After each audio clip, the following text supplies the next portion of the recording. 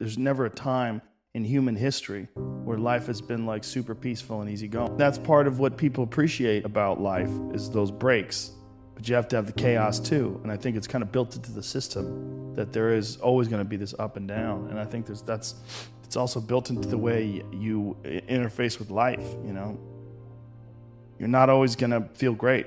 You're going to have weird days, you know, but those weird days where things are shitty, one of the things it does is it really makes you appreciate the good days.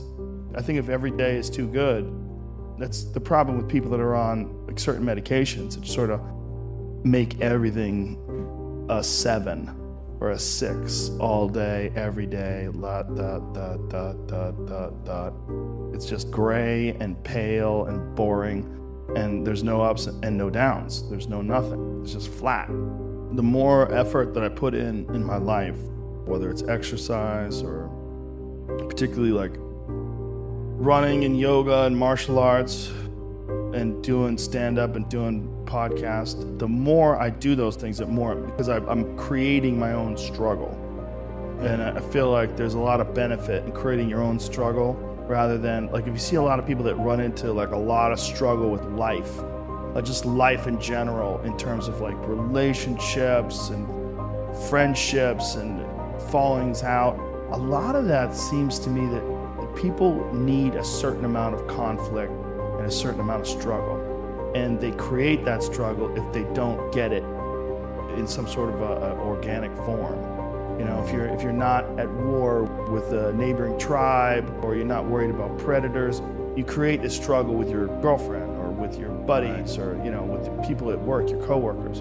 The more I create my own struggle, the more I orchestrate through training, through exercise, and just rigorous physical struggle where you're knocking on the door of whether or not your body is going to make it through this. The more you do that, the more I feel like it minimizes other struggles in life. I like it that way better. But it really does seem like doing that minimizes other things, because like if you're running hills, right? If I'm running hills and doing these sprints 400 or 500 yards up this hill, it's so hard to do that's all I can think of. And my body's heaving, my heart's pounding, and I'm just push, and all I'm thinking about is my breath. Things get minimized. Everything else is sort of like, that's a real struggle. Like that's almost death. Like your heart is going 180 beats a minute, you're pouring sweat. That's like a design. I'm doing it on purpose. And I'm doing it to squeeze out all the excess energy and angst that my body might be putting out, that sort of confuses you about the real significance of interpersonal conflict and relationship conflict and work conflict. So much of it is like exaggerated by your own body's desire for some sort of action, something going on. So I've found that the more I do that myself, less I have that in my everyday life. And then also I have to do all that I'm supposed to do. I have to do all the work. There's a thing that you can do where you can get used to action. Like Jocko Willink's a perfect example. You know, he has that thing on his, if you go to his Instagram page, almost every other photo is a watch. And it's a watch that says 4:30 in the morning. That's when he gets up and he works out and he earns the sunset. And he does that. He's so disciplined, and he's got this saying that's a great saying: discipline equals freedom.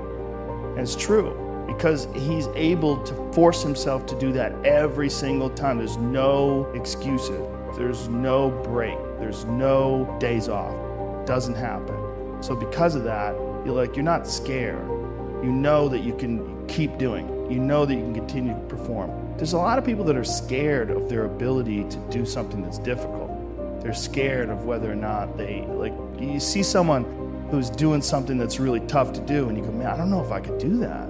I don't know if I could force myself to be disciplined. I don't know if I could force myself to take that kind of action. Well, if you do force yourself to take that kind of action, you don't have that question anymore. That question, I don't know if I can do it. Well, you're doing it. So you obviously can do it. Can you do it tomorrow? We did it today. Or can you do it tomorrow? Just do it. I mean, that Nike slogan, just do it, it's one of the greatest slogans of all time. It's so true. It's so good. It's so much better than live your truth or any of these fucking stupid ones that you hear today that people keep spouting out left and right. Get out there and go do something. Just go.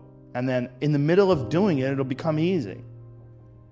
Even if it's not easy, even if it's hard, it's easier than not doing it and wishing that you had done it. You are not your past. You're you. You're you right now. Like the past you might have done some things you wish you hadn't done. Don't dwell on that. You can learn from it, that's fine, but don't dwell on it. Just keep moving. Keep moving. Use it as fuel. Say never again. I get what I did wrong, but don't think that you're that person that made those mistakes. You're the person who's learned.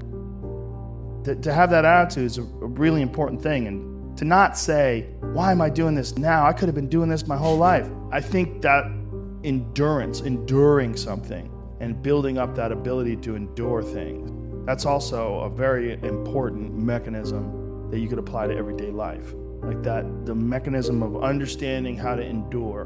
Because a lot of people are just running from discomfort. They're running from it, just avoiding it. It's so easy to. And like if you get distracted for a second, let me check my phone. Just start going through your phone and looking at bullshit.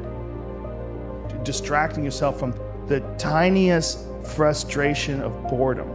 Knowing that you can achieve a certain level of excellence, whether it's in martial arts or anything you're doing.